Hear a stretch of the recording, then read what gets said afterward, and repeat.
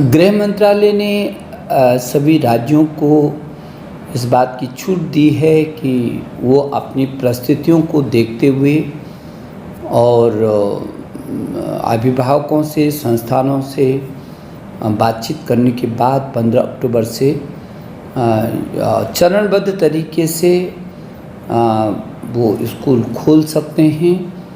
और मैं ये समझता हूँ कि गृह मंत्रालय के इस निर्देश के बाद, इस फैसले के बाद शिक्षा मंत्रालय भारत सरकार ने बृहद गाइडलाइन तैयार की हैं, जिसमें सुरक्षा और दूरियों को पूरी तरीके से ध्यान में रखते हुए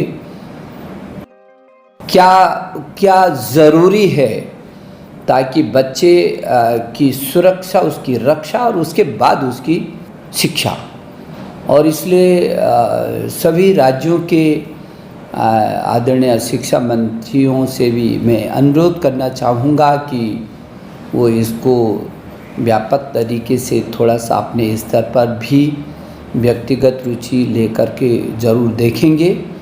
और जो दिशा निर्देश भारत सरकार ने जारी किए हैं उनको स्कूल खोलते समय परिस्थितियों को देख करके और अभिभावक की सहमति से ये स्कूलों में सीटिंग अरेंजमेंट किस तरीके से होगा, कितनी दूरी पर होगा, किस तरीके से उस कक्षा का सफाई, और ताकि उसमें किसी भी प्रकार की कोई गुंजाइश न रहे दूर दूर तक। तो वो जो SOP जारी हुआ है उसका भी पालन करना होगा।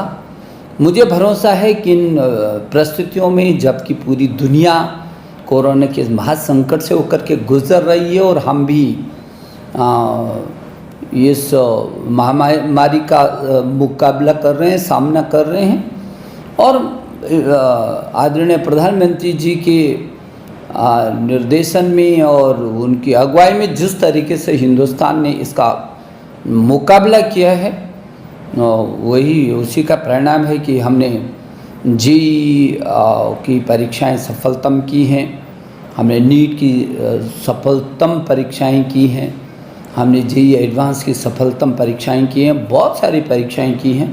इसमें लाखों छात्र छात्राएं एक समय में ही बैठे हैं और उन्होंने उन अनुशासन का पालन किया है और बहुत अच्छे तरीके से ये परीक्षाएं भी हैं। अब फाइनल ईयर की परीक्षाएं अधिकांश जगह हो गई हैं, कुछ राज्यों में अभी शेष हैं, उसमें भी अभी होना है। बहुत कम 3-4-5 राज्य हैं ऐसे। तो मेरी छात्राओं, विद्यार्थियों, मेरी आपसे भी अपील है कि अपनी सुरक्षा ज़रूरी है और शिक्षा भी ज़रूरी है। हमारा भविष्य भी ज़रूरी है, हमारी सुरक्षा भी ज़रूरी है।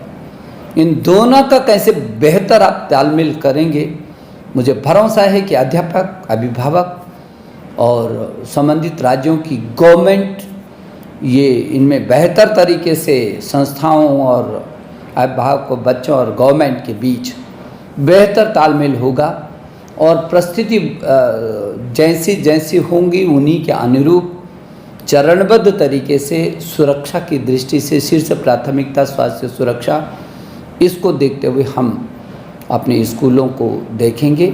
ऑनलाइन एजुकेशन जारी रहेगा और किसी बच्चे को ज़बरदस्ती स्कूल में न तो बुलाया जाएगा, हाँ उनका पालन अभिभावक चाहेंगे कि बच्चों को स्कूल में जाना है और स्कूल में भी पूरी सुरक्षा सुनिश्चित करने की जिम्मेदारी संबंधित स्कूल का प्रबंधन की है। तो मुझे भरोसा है कि हम इसको बहुत बेहतर तरीके से करेंगे और ये जो संकट आया है इसका हम लोग अच्छे से मुकाबला करेंगे। मेरी आपको सबको बहुत सारी शुभकामनाएं।